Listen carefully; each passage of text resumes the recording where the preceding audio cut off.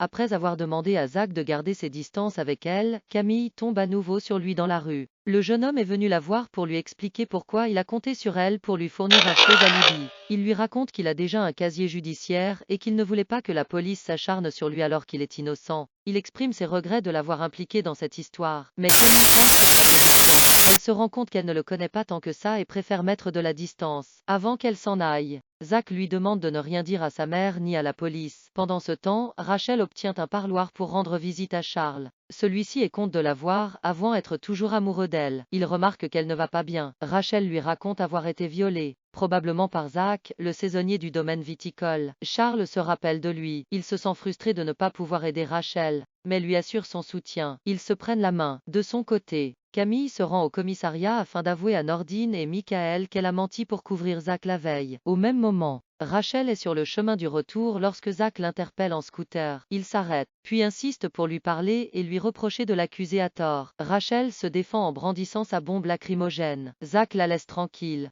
Un peu plus tard, Nordine interpelle Zach en plein service de livraison de pizza à un client. Le policier accuse d'abord Zach d'avoir agressé Rachel, puis découvre qu'il se sert de ses livraisons de pizza pour faire du deal de drogue. Il l'embraque au commissariat. Sur place, Zach est interrogé par Michael en présence de Raphaël. Il affirme avoir croisé Rachel par hasard et s'être emporté contre elle parce qu'elle ment. Quant au trafic de drogue, il explique que c'est pour gagner un peu d'argent. Au même moment, un collègue confirme à Michael que l'alibi de Zach pour le soir du viol est solide. Le jeune homme effectuait des livraisons dans les villas du Mont-Saint-Clair. S'il est écarté dans l'affaire du viol, Zach va toutefois comparaître devant un juge pour trafic de stupéfiants. De retour à son cabinet, Raphaël reproche à Camille d'avoir agi sans réfléchir en fournissant un faux témoignage pour quelqu'un qu'elle connaît à peine. Elle lui rappelle qu'elle n'a plus de bracelet électronique et que la moindre erreur pourrait l'envoyer en prison.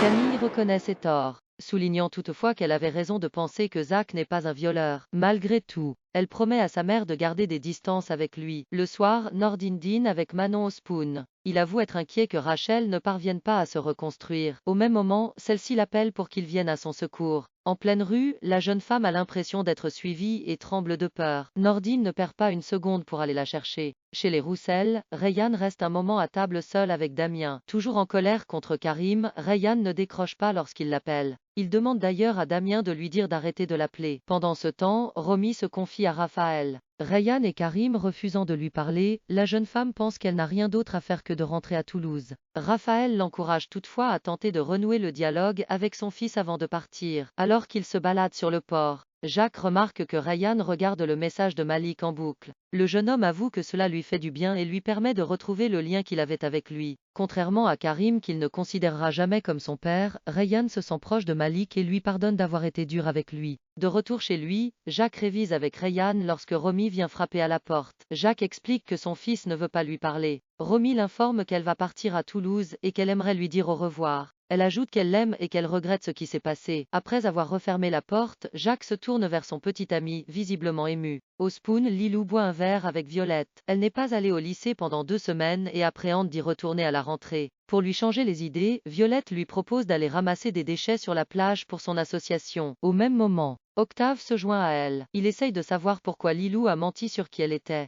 La jeune fille explique qu'elle a toujours eu honte de ses parents et que c'était difficile à vivre. Octave rétorque qu'il se fiche de savoir si elle a de l'argent ou pas, et qu'il veut simplement apprendre à la connaître. Violette en profite pour l'inviter à ramasser des déchets avec elle.